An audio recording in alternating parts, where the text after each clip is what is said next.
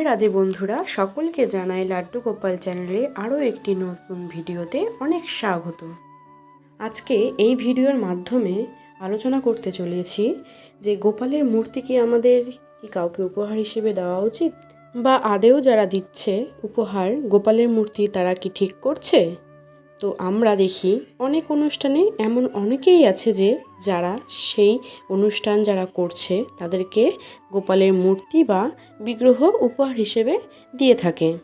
তো আদেও কি সেটা ঠিক হয়, সেটাই আজকে আমি এই ভিডিওর মাধ্যমে একটু আলোচনা করব তোমাদের সাথে। আমি এখানে শুধুমাত্র নিজের মতামতটাই শেয়ার করছি এবং তোমরা তোমাদের মতামতটা আমাকে কমেন্টের মাধ্যমে জানিও। তো আমি প্রতিদিনের মতোই আজকেও গোপাল সোনাকে স্নান করানোর জন্য গায়ে চন্দন মাখিয়ে নিয়েছি। এবার জলের মধ্যে অর্ঘ্য আর তুলসী পাতা দিয়ে গোপাল ঠাকুরকে স্নান করিয়ে নিচ্ছি। আমি প্রতিদিন যেভাবে গোপাল সেবা করে থাকি আজও সেই রূপেই আমি গোপাল সেবাটা আমি করে নিচ্ছি।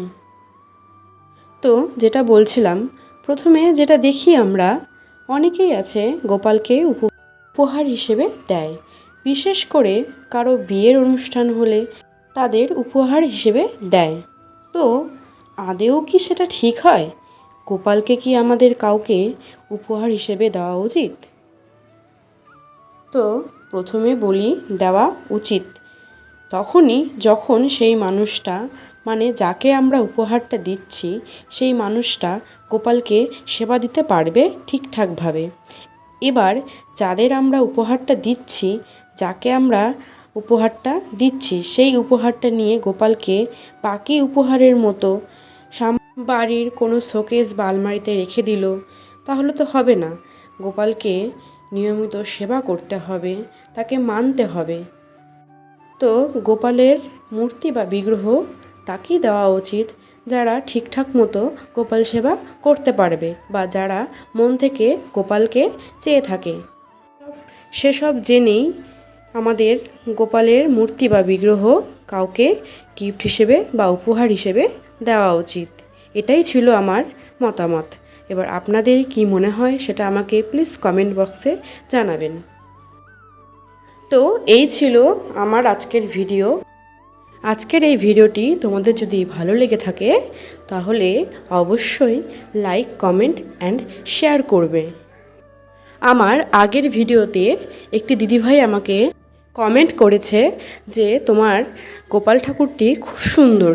তো দিদিভাই আমার গোপালকে এত ভালোবাসা দেওয়ার জন্য অসংখ্য অসংখ্য ধন্যবাদ। আর বলেছে যে আমি আমার গোপালকে কিভাবে নিয়ে এসেছি সেটা শেয়ার করতে। তো দিদিভাই অবশ্যই অবশ্যই আমি আমার অন্য একটি ভিডিওতে অবশ্যই শেয়ার করব।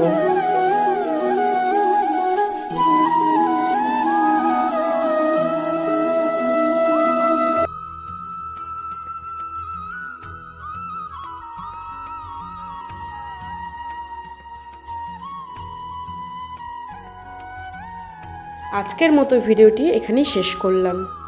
আবারও ফিরে আসছি অন্য একটি ভিডিওতে।